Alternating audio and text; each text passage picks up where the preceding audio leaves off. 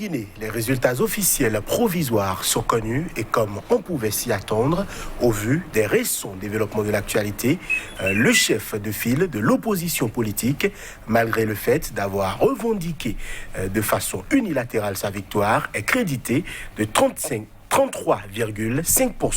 des votes selon la commission électorale. Quant au chef de l'État sortant, il recueille 59,5% des suffrages et rempile donc pour un troisième mandat consécutif à la tête de la Guinée. Une élection de gagner qui pourtant ne rassure guère. De la suite, l'Union européenne a en effet ce mardi mis en doute la crédibilité de la réélection du président Alpha Condé, notamment en ce qui concerne la remontée des procès-verbaux et le décompte final des votes.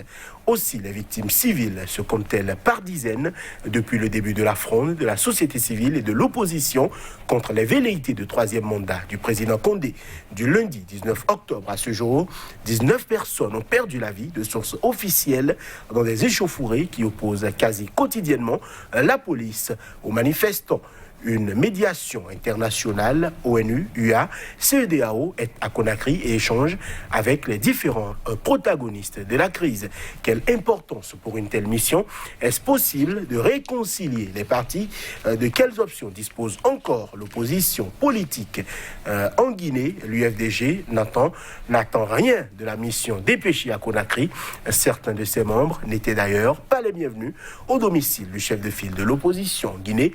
Mission de médiation internationale. Pour quel résultat de la crise post-électorale qui s'ouvre? C'est le thème central du débat du jour. À chacun et à tous, bonjour et bienvenue.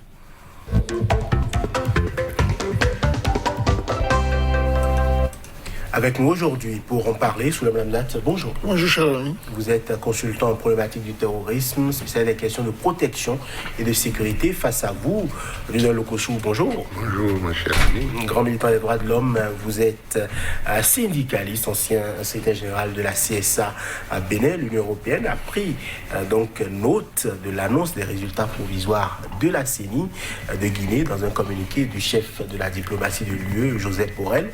Mais selon ce dernier, des interrogations demeurent quant à la crédibilité du résultat. Lionel Lokossou.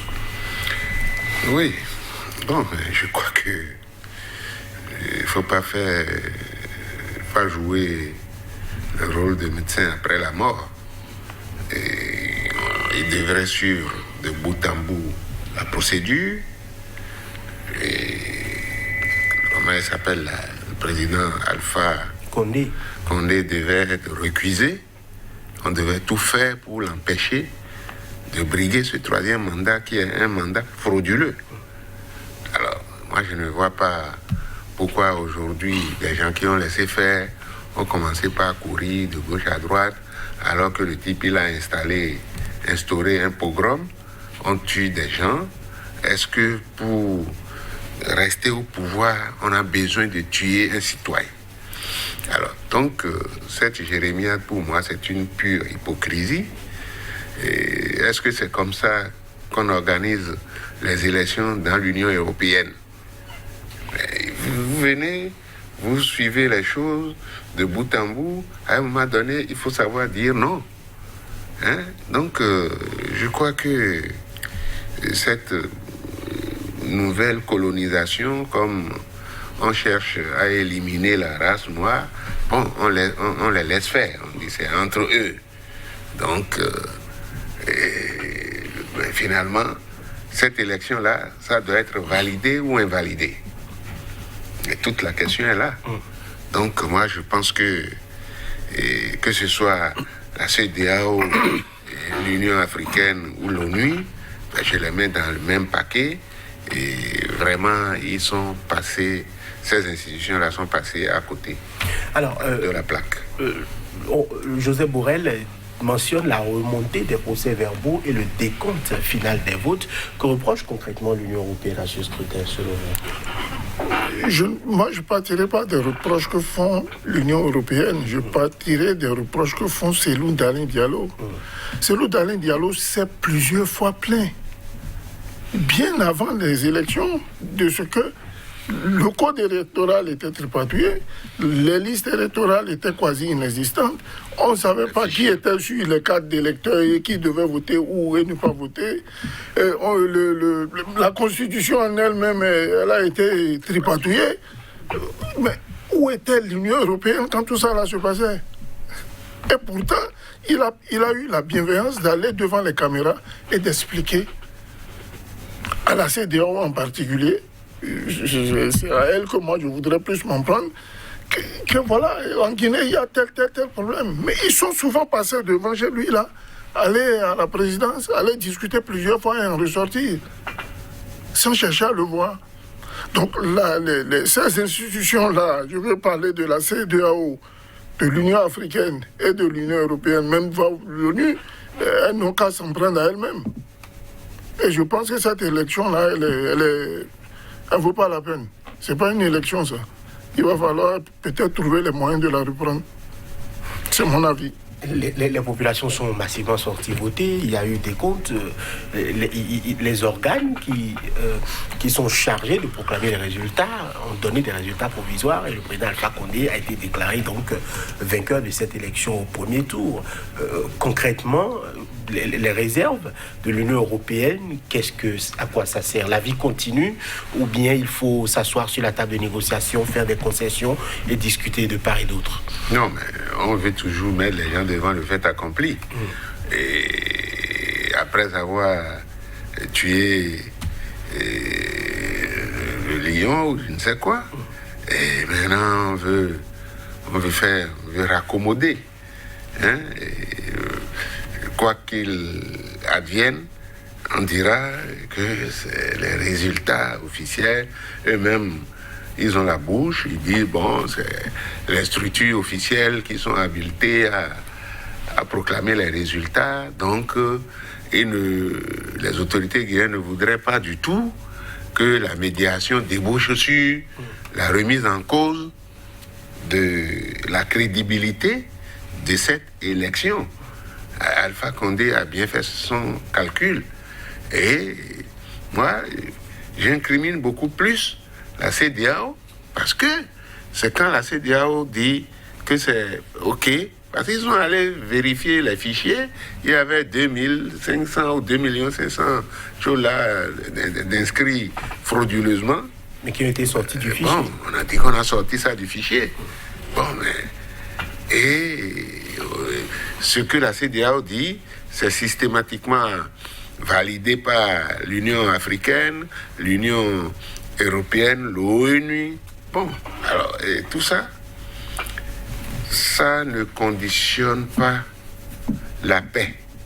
Il faut voir tout ce qu'on a tiré. L'autre a été encerclé. C'est rentré maintenant dans les habitudes politiques. Il faut embastiller les gens parce qu'ils revendiquent une victoire. Et puis, comme on l'a dit, si on pouvait recompter les bulletins, on pourra voir la vérité parce que lui détient un chiffre. Et l'autre aussi, là, il faut confronter les choses. Hein? Il faut qu'il y ait une vérification contradictoire. Un recomptage, oui, par exemple, oui, des voix. Pour savoir qui dit la vérité. Et parce que ceux qui sont au pouvoir, la victoire est toujours de leur côté. C'est rare. Ici, on a eu un cas exceptionnel, c'est le président Soglo, et qui s'est laissé berner. Donc, ceux qui sont là prennent déjà leurs dispositions. Donc, moi, je crois que la sincérité et la crédibilité de ce vote-là sont entachées de doutes. Donc, je ne vois pas par quel bout ils vont commencer la réconciliation. Céline Diallo est sur les dents et ses partisans aussi ne vont pas... C'est un calme précaire parce qu'ils vont faire l'état de siège pendant combien de temps? Bon, voilà que le vieux à 90 ans danse pendant qu'on joue l'hymne national et aujourd'hui il serait évacué vers la Turquie. Mais bon, celui-là, est-ce que physiquement il est apte pour le job? Il est inapte. il a pu marcher en toute tranquillité pour aller poser son bulletin dans l'urne. Ça, ça ne demande pas un gros effort. Alors, l'ex-premier ministre Cellou Dalein Diallo a tweeté: je salue le soutien de l'Union européenne aux Guinéens qui se battent dans leurs droits et libertés confisqués par Alpha Condé, un exemple à méditer par la CEDEAO, la Communauté d'États de l'Afrique de l'Ouest et l'Union africaine. Un bilan, je dirais, un avis sur la sortie de Cellou Dalein Diallo. Écoutez, il est dans ses droits de tweeter face à ces résultats que nous trouvons tous biaisés. Je reviendrai volontiers sur mes propos précédents sur la Guinée, en trouvant que ça n'a pas été démocratique de sa part, n'est-ce pas, de s'autoproclamer. Mais toute analyse faite, on se rend compte que il faut parfois ce genre d'attitude pour réveiller certains leaders. Parce que je vous donne un exemple palpable, visuel. Quand il a annoncé qu'il était gagnant, vous avez vu la ferveur populaire qu'il y a eu dans Conakry et dans tout le pays. Ça sautait de partout. Mais quand on a proclamé Alpha Condé président, qui sont ceux qui ont été manifestés dans les rues? Les rues. Ah non, les rues. Les partisans sont aussi sortis. Je suis très bien informé de ce qui se passe en Guinée. Dans les rues. Tenez-vous tranquille, ils étaient une poignée de gens qui traînaient devant sa porte. Les rues étaient vides. C'est vous dire que le peuple n'était pas avec ces résultats-là. Les résultats proclamés, là, les 58 ou 59% proclamés, ne sont pas les résultats issus des urnes. Et je déplore vraiment que notre CEDEAO, qui en elle-même a des observateurs électoraux, quand même ne puisse pas suivre un processus à terme. Nous en avons débattu ici la fois dernière, à savoir que vous venez, vous vérifiez la distribution de tout le matériel électoral, vous participez au vote, mais ne nous mettez pas le fait de ne pas participer aussi au comptage des bulletins. Il n'y a pas suffisamment de personnes déployées pour faire le travail en même temps. Vous savez, il suffit de 3-4 bureaux clés pour se rendre compte de ce que donne le résultat. Moi, j'ai connu ici dans le Bénin un candidat dont j'étais le chef de sécurité qui a été battu dans son propre chef. Parce que tout le monde savait qu'il y aura tripatouillage. Alors on a mis tout le monde là-bas pour vérifier comment le résultat, qu'est-ce que le résultat allait donner. Celui-là qui est battu dans son propre chef, encore que quand vous prenez les résultats de Cellou Dalein Diallo à Cancan, dans le village du président Alpha Condé, ce ne sont pas les résultats sortis des urnes qui sont proclamés. Oui, on a même retrouvé des bureaux de vote qui ont voté à 104%. Comment vous expliquez ça? Ça dit qu'il y a eu plus de bulletins de vote que de gens inscrits sur la liste électorale. Je crois que l'Union européenne ferait mieux de s'atteler sur ces petits détails-là. Et de ne surtout pas procéder aux annulations comme ils en ont l'habitude. On dit, bon, ce bureau n'est pas bon, on annule et puis on dégraisse pour que l'élément finisse toujours par être gagnant. C'est une élection à reprendre. Moi, je ne suis même pas pour le recomptage des voix. On reprend cette élection-là. Et il y a les moyens, la communauté internationale a les moyens pour faire reprendre cette élection dans un souci d'apaisement. Il le faut, et c'est important. C'est possible, selon vous, de le repousser de reprendre les élections. Que gagne Alpha Condé aujourd'hui? Moi, je crois que les élections ont un coût. Tout à fait. On ne va pas s'amuser avec les derniers du peuple à cause des ambitions malsaines des dirigeants, des citoyens. Donc, moi je crois que à partir du moment où il a falsifié des bulletins, ils ont, là où on a voté, on a enlevé ces caisses-là, et puis bon, on a introduit d'autres choses. On peut facilement détecter, ça ne va pas faire beaucoup de frais. Alors, donc, moi, je regrette toujours l'action des institutions qui convient les gens au dialogue, la nécessité de la paix, alors qu'on tue les gens, ne sont pas en guerre, c'est les élections. Et on tire à balles réelles sur des citoyens. Alors, chaque fois qu'une goutte de sang coule, ben, ça doit faire quelque chose à ces gens-là s'ils sont conscients.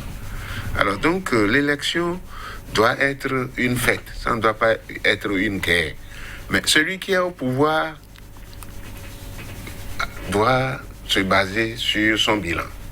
Mais quand vous prenez le bilan d'Alpha Condé, c'est négatif. Une grande partie du peuple l'a rejeté. Et on a dit que c'est encore la faute de l'opposition et qui ne sait rien faire que de contester. Mais alors, on ne conteste pas la vérité. Si le type, il est battu démocratiquement, il s'incline. Comme ça se fait chez les Blancs là en Afrique.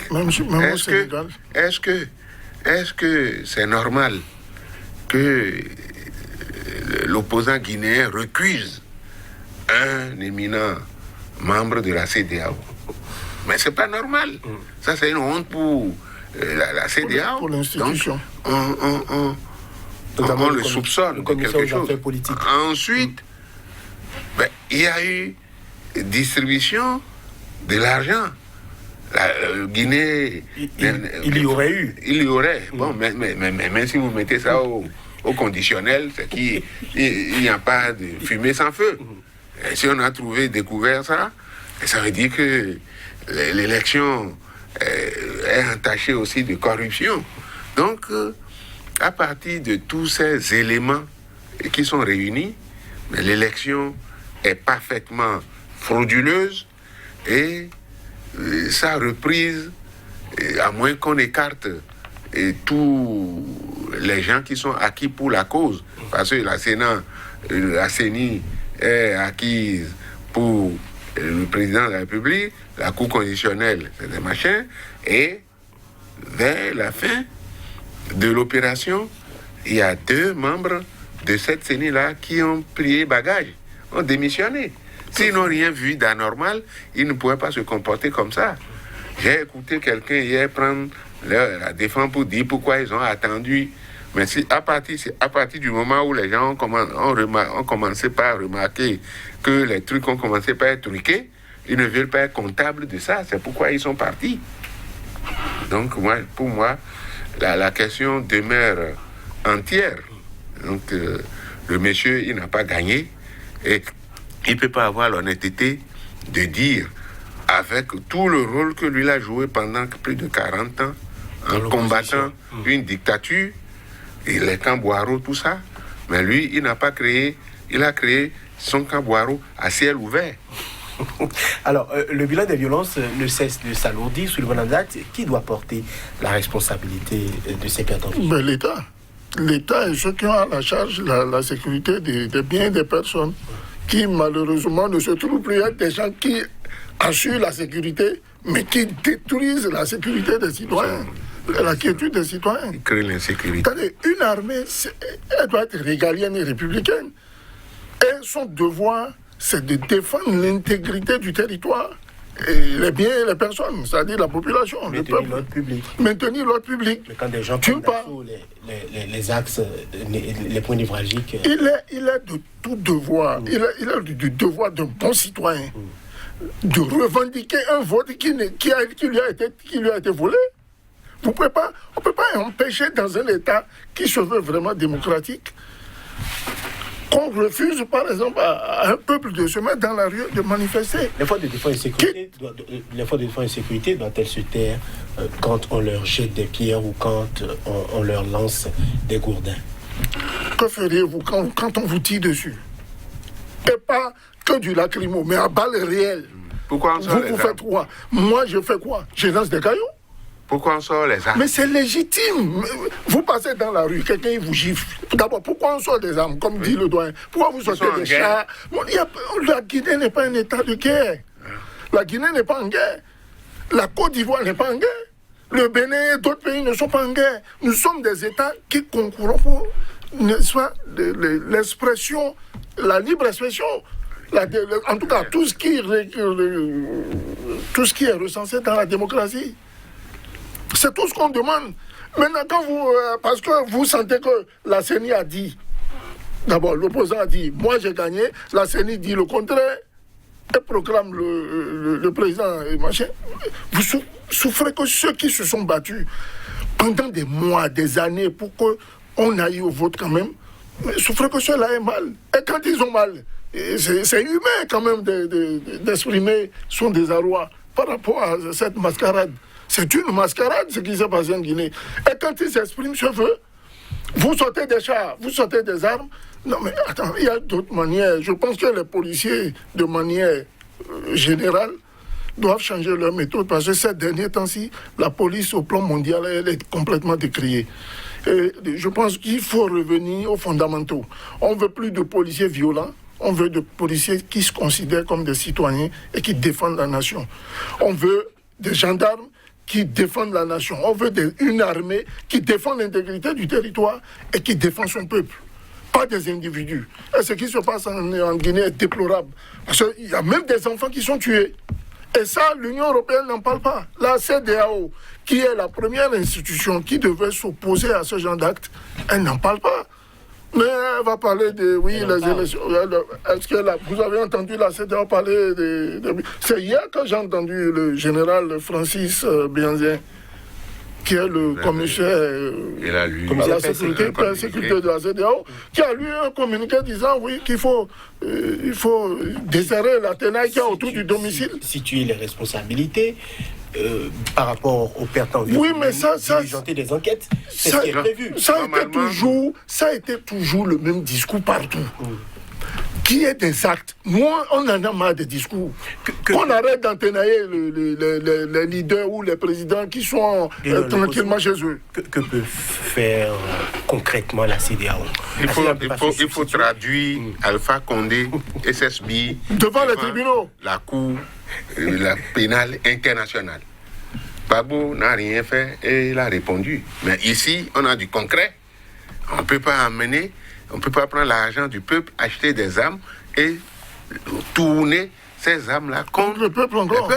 Il faut qu'on commence par donner des exemples. Le Congolais, là, qui a été pris en Centrafrique, qui a fait aussi 10 ans de prison, et qui est opposant, qui n'a pas pu participer aux élections. Oui, mais ici, nous sommes dans le concret. Jean-Pierre Bemba. Jean-Pierre Bemba. Mais Alpha Condé est un criminel.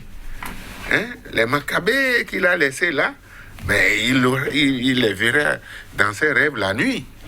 Alors donc, on ne peut pas passer ça en perte et profit. Il faut qu'on réponde. Même si dans l'opposition, des gens font des choses, c'est en réaction. L'opposition n'est pas au pouvoir, c'est pas l'opposition qui a sorti des armes. Mais la riposte doit être proportionnelle, peut-être par rapport à la provocation. Vous ne pouvez pas tirer des armes et dire qu'on a jeté des pierres. Bon, alors donc, et qu'est-ce qui prouve aussi que le pouvoir même n'a pas organisé des gens, des bandes, pour faire, ça, déjà vu, ça. Pour commettre des actes de vandalisme aussi, et mettre tout ça sur le coup de l'opposition. Parce que dans tous les pays africains, c'est l'opposition qui est dans leur point de mire. Et puis il y a encore un autre syndrome et qui attend, c'est la Côte d'Ivoire qui les attend de pied ferme. L'autre, il est rassurant, il l'a écouté hier, mais après les élections, les machins post-électoraux, en Guinée, on n'est pas sûr de s'en sortir tout de suite.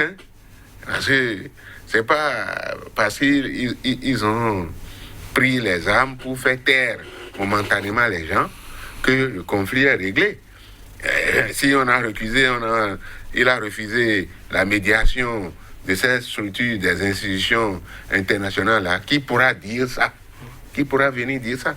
Parce que ça, il a créé une situation de crise qui va perdurer. Il ne pourra pas maîtriser. Il a les militaires à sa solde, les militaires de Sékou Touré, les militaires de Condé, de Daïs, de Camara, tout ça. Bon, il les a mis en condition et il tire seulement. Et en oubliant que mais celui qui a donné l'ordre, il est responsable. Mais lorsque l'ordre est donné et c'est contraire aux valeurs humaines, on ne doit pas déclencher le fusil.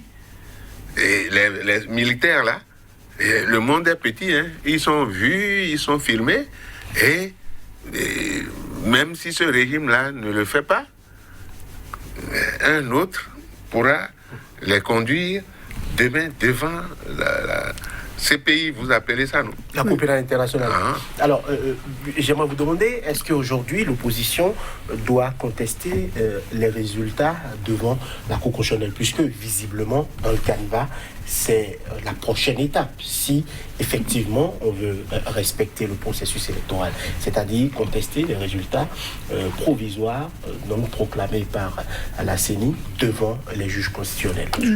Légalement, oui.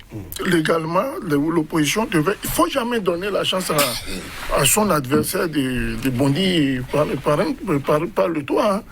Si aller vers la Cour constitutionnelle est la voie à suivre, ben oui, qu'ils y aillent. Mais qu'il y ait cette fermeté-là d'agir déjà du refus du troisième mandat. Il faut que c'est le président Cellou Dalein et ses compatriotes doivent être clairs sur ce point-là. Le troisième mandat, là, on n'en veut pas. Et le fait de participer à l'élection, c'est quand même... Non, pas du tout. Pas du tout. Pas du tout. C'est une façon de reculer plutôt, n'est-ce pas, le fait d'être un antidémocrate. Parce qu'il a été taxé toujours de quelqu'un de violent, c'est lui qui soulève les partisans, c'est lui qui... Cette fois-ci, vous avez vu, il a gardé le calme. Prenez les élections précédentes, vous verrez qu'il était complètement à tête, il était à 2-3 points d'avoir les 50%. Mais on en est là, quand on a vu le truc se renverser, mais de manière miraculeuse. Ça, normalement, nos institutions qui aident et participent au processus électoral devaient réfléchir à ce genre de scénario.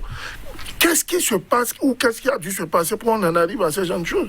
Une fois que l'élection est terminée, ils prennent leurs valises et avec les petits billets qu'ils ont ramassés de droite à gauche, ils sont partis. C'est tout. Et puis cette affaire est classée, on pense à la prochaine. Comment tripatuer la prochaine? Il faut qu'on revienne aux fondamentaux. Les Africains ont besoin de paix. Les Africains ont besoin de construire leur pays. On a besoin de développement. Et rien ne peut se faire dans le bordel. L'opposition guinéenne n'a jamais été prendre des armes pour tirer sur un immeuble, soit-il une institution, ni sur une personne. C'est eux qui sont au pouvoir, qui se servent des armes payées par le peuple pour aller tirer encore sur ce même peuple. Donc il faut qu'on arrête. Alpha Condé doit être arrêté et traduit devant les tribunaux pour parjure. Ça, c'est une parjure. Ce qu'il vient de faire là, c'est inadmissible. Et que cela sert de leçon aux autres. Dans le Kossou, recours devant la Cour constitutionnelle, c'est encouragé. Bon, les chances sont minces, parce que c'est une Cour constitutionnelle valée. Donc, c'est à la solde du chef de l'État. On va donner vu, et on a vu les cours constitutionnels. Hein. Donc, les exemples font légion dans la sous-région. Alors, donc, moi, nous sommes contre le principe de coup d'État militaire. Mais que dit-on alors des coups d'État constitutionnels? Hein? Les citoyens ont dit 10 ans. Une fois, tu finis tes 10 ans, tu plies bagage. Quand on finit de manger, on ramasse les plats. Ben, il crée encore une autre situation pour dire que c'est une nouvelle constitution, sous prétexte que quelqu'un est mort, mais lui-même il est mortel. Et on fait ça, c'est le cas de la Côte d'Ivoire. Mais ici, moi je voudrais, dans les analyses là, mais quand on fait un coup d'État, les gens courent pour dire non, coup d'État militaire, non, machin, c'est pas la voie des urnes. Si c'est pas la voie des urnes, on triche.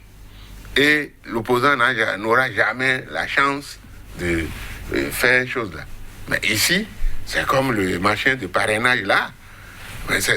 L'opposition n'est pas représentée au Parlement et vous parlez de parrainage. Mais si on parraine quelqu'un, c'est que on connaît déjà le candidat. Et puis, Ça n'a pas de sens. Tout ça, c'est du bricolage politique. On fait du bricolage politique en Afrique. Alors, le FNDC, le Front National pour la Défense de la Constitution, demande notamment aux Guinéens de se mobiliser afin de faire échouer, on va dire, l'accaparement dont on accuse le président Alpha Condé par rapport au troisième mandat et notamment aux institutions. Est-ce que le fait de prendre la rue est la solution dans l'immédiat? Au vu de toutes les victimes civiles qu'il y a dans le pays, est-ce qu'il ne faudrait pas aujourd'hui appeler au calme et pourquoi pas essayer de discuter? Parce que, visiblement, je vous prends à témoin d'un Lokossou, les politiques s'entendent toujours, quelles que soient les difficultés qu'il y a, ils finissent toujours par s'entendre, mais les pertes en vies humaines se retrouvent par dizaines, parfois par centaines, au milieu de la population. Combien de politiques avez-vous déjà vu être fusillés dans ces manifestations-là? C'est souvent le peuple qui perd le plus lourd tribut. Est-ce qu'aujourd'hui, les populations devraient accepter de se faire tuer pour régler des différends qui, quoi qu'on dise, restent des différends politiques? L'esclave qui refuse d'assumer sa liberté ne mérite pas qu'on s'apitoie sur son sort. Thomas Sankara. Celui qui refuse de s'assumer, là, vous n'allez pas pleurer pour lui. Il faut que le peuple guinéen se lève. Il s'agit du peuple guinéen. Il ne s'agit pas d'Alpha Condé ou de Cellou Dalein Diallo. Ils sont passants. Vous encouragez donc... J'encourage le peuple à prendre ses responsabilités. Ni Cellou Dalein Diallo, ni Alpha Condé. Ils sont passants. Si Cellou Dalein Diallo prend le pouvoir demain, il fera ses 2 mandats, il partira. Le peuple sera toujours là. Il s'agit du peuple. Moi, en réalité, je vous ai souvent dit ici, les politiques nous poussent au désordre et à la désolation. Comme l'a dit le doyen, vous refusez les coups d'État militaires. On est d'accord. J'en suis un. Hein? On met de côté. Mais pourquoi vous modernisez les sales habitudes en allant faire des coups d'État constitutionnels? Ah ben dans ce cas, on va réveiller tous les vieux démons. Et souffrez que demain, dans le cas de la Côte d'Ivoire, quand vous entendez que demain il y a une rébellion, ça ne devait pas vous étonner. Quand vous entendez qu'il y a un coup d'État, ça ne devait pas vous étonner. Parce que c'est ces politiques-là qui engendrent ce genre de désordre. Qui attire. Mon père a souvent dit, l'hirondelle qui attire la pluie, là, les premières gouttes, c'est juste sa tête, ça tombe. Ils se croient tout permis, ils sont... non, le roi Salomon à côté est petit. Les dirigeants de notre époque, là, c'est des gens qui sont peu soucieux, n'est-ce pas, du devenir, du bien-être des populations. Sinon, moi, je ne me vois pas, en tant que président, prendre des armes, aller dans la rue et tirer sur mon peuple. Vous pouvez appeler à des négociations. Mais on avait, les temps jadis, des méthodes de gouvernance avant que la démocratie ne soit imposée. Nos parents, autant des rois et machin, tout ça, ils avaient une manière de gouverner la cité. Pourquoi ne retournons-nous pas à l'authenticité? Si la démocratie telle que exercée sur nos régimes et sur nos peuples ne nous convient pas, ayons le courage de dire non, ça ne va pas. On a fait les régimes marxistes et léninistes et tout ce que nous connaissons à l'époque. À un moment donné, le peuple béninois ici au Bénin s'est levé et dit Général Mathieu Kérékouno, regardez la grandeur, la hauteur de ce personnage qui a dit mon peuple n'est pas d'accord, il faut changer de cap. On a créé une transition, on a été aux élections. Il a perdu, il s'est retiré. Pourquoi les autres ne tirent pas exemple sur ce genre de comportement? On veut s'accrocher. Si moi, je n'ai pas mis dauphin, il n'y aura personne. Non, moi, j'ai gagné les élections alors qu'il sait qu'il est bien perdant. Et on fatigue le peuple. Il va falloir à un moment donné qu'on arrête. Et j'appelle au peuple d'Afrique, que ce soit du Bénin, du Burkina, du Mali, etc., de prendre leurs responsabilités. Si vous voyez que vous êtes brimé, n'attendez ni l'avis de l'opposition, ni de la mouvance. C'est vous qui avez voté. Et vous avez voté pour quelqu'un que vous pensez pouvoir assumer votre destin. Si un autre vient là pour venir jouer avec votre destin, n'acceptez pas. C'est tout. Le mode de gouvernance remis en cause, la démocratie ne serait pas assez bonne pour les peuples africains? Voilà quelqu'un qui n'est pas un analphabète sur le plan politique. Il a dirigé l'une des plus grandes organisations estudiantines, la FIANF. Tout à fait. C'est un vivier duquel sont sortis beaucoup de leaders africains. Ben, maintenant, il dit qu'il est le père de la démocratie, mais il a instauré une dictature effroyable. Il développe l'ethnocentrisme, le régionalisme, et puis il a créé la faim. Si vous voyez certains quartiers de Conakry, c'est la honte. C'est des porcheries. Alors donc, on n'a pas encore trouvé la formule. Voilà des gens qui viennent, qui pillent les richesses du pays, et ils prônent la vertu, et ils savent que quand ils vont partir, leur derrière, ça va être nu. Le roi sera dénudé. Non, il faut chercher quelqu'un dessus qu'on peut manipuler pour ne pas réveiller les vieux démons.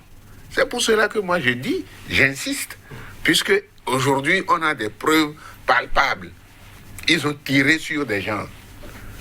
Et l'autre comédien, le Guinéen, le capitaine Dadi Camara, mais lui il est en exil, volontaire ou involontaire, à Ouaga depuis, non?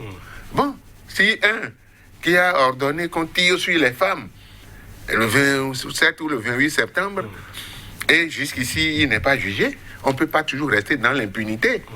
Alors on ne peut pas traîner Gbagbo aussi, qui est un élément issu de la FIANF, on ne peut pas le traîner là-bas, et finalement c'est du vide, on a inventé des choses.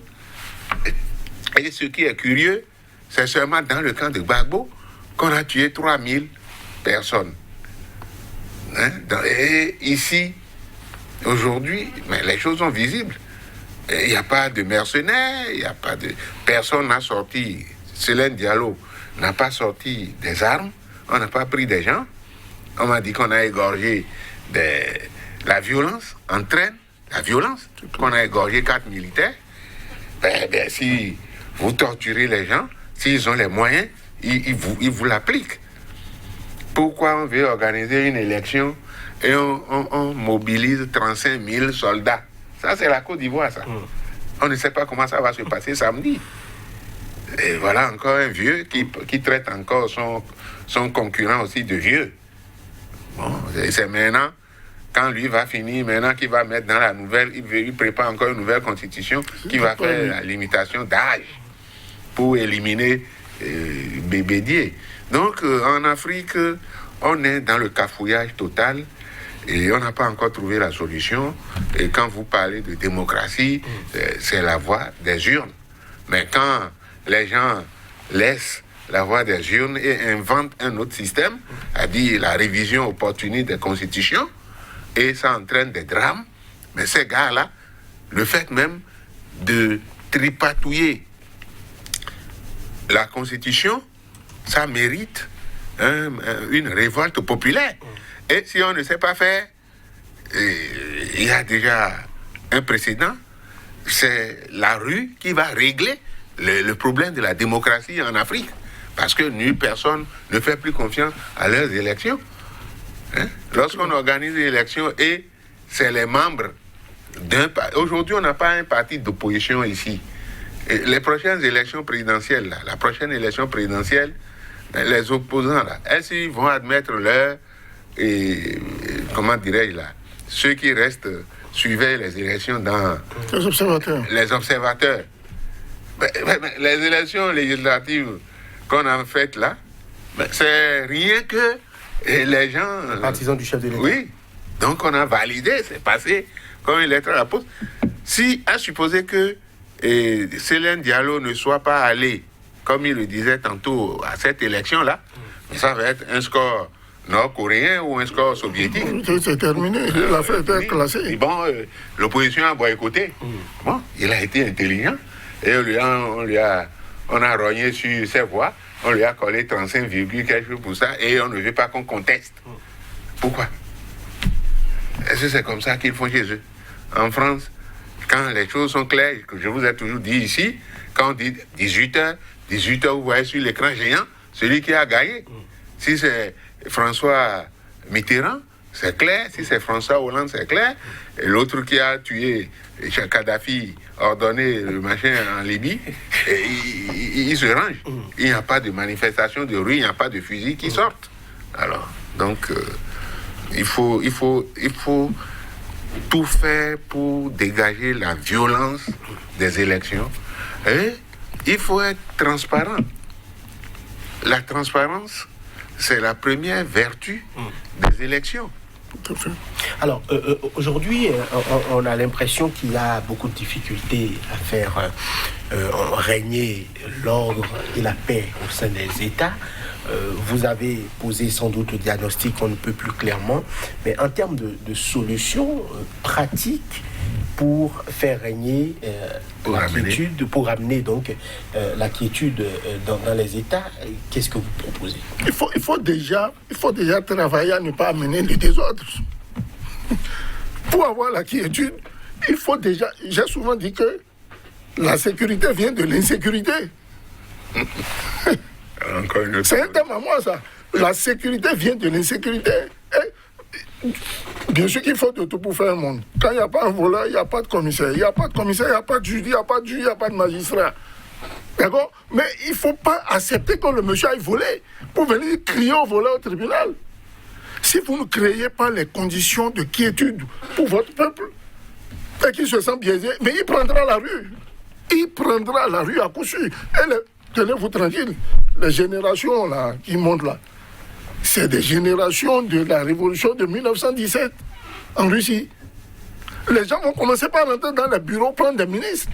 Je vous assure tout, tenez-vous tranquille, c'est des choses qui vont arriver. Ils n'ont plus le temps d'aller se mêler des problèmes intellectuels. Ils se sentent leur victoire volée, ils rentrent dans la rue, ils protestent. Cela mérite-t-il que vous sortez des armes, que vous tirez sur eux? Encore que ce n'est pas sur vous, ils ne tirent pas contre vous. Ils ne font que manifester. Il va falloir que ça change. Il va falloir véritablement que l'Afrique se retrouve sa voie. Nous sommes en train d'étudier un terme qu'on appelle l'afrocentricité. Il faudrait que l'Africain retourne à son authenticité. On ne peut pas copier l'autre et vouloir être comme lui. Restons comme nous-mêmes. Faisons comme nous-mêmes. Ça ne veut pas dire qu'il faut être xénophobe ou égocentrique, non. Mais il faut partager la culture de l'autre, mais tout en étant soi-même. Vous allez voir les Chinois, ils portent des kimonos, ils portent des costumes aussi, mais ils gardent leur culture. Vous prenez les Français, ils sont en costume. Vous avez vu un chef d'État français porter le agbada? C'est rare. C'est rare. C'est nous qui aimons. C'est nous qui, quand ils sont en visite officielle ici, bon, on veut faire des cadeaux. On leur donne des tenues d'apparat. Et ne pas dire jamais. Nous, les Africains, moi, je suis en costume, là, je me fais le beau garçon, mais dans ma tête, là, je suis africain. Quand je viens ici sur votre plateforme, je suis habillé, je suis drapé de tenues locales. Encore que ces tenues-là sont fabriquées où? Alors, il y a quelque chose qu'il faut clarifier aussi. Allez-y. On a tiré sur des gens. J'ai entendu hier que ceux qui ont entraîné ceci, ils faisaient allusion aux militants de Célène Diallo, qui vont répondre devant la justice. Et ceux qui ont tiré à balles réelles sur les gens, eux, qui va les juger? Ce sera votre mot de fin. Bon, mon mot de fin est que la victoire aux élections de M. Chola, c'est une victoire à la Pyrrhus. Voilà qui est clair. Sous le mandat, merci d'avoir été des nôtres. Tout à fait. Vous êtes consultant Merci en beaucoup. problématique du terrorisme, des questions de protection et sécurité. Face à vous aujourd'hui, de donner le Kossou, grand l'État et droits de l'homme, ancien secrétaire général de la CSA Bénin, un grand syndicat qui milite donc pour les droits de l'homme au Bénin. Merci de nous avoir suivis. À très bientôt pour un autre numéro de votre émission de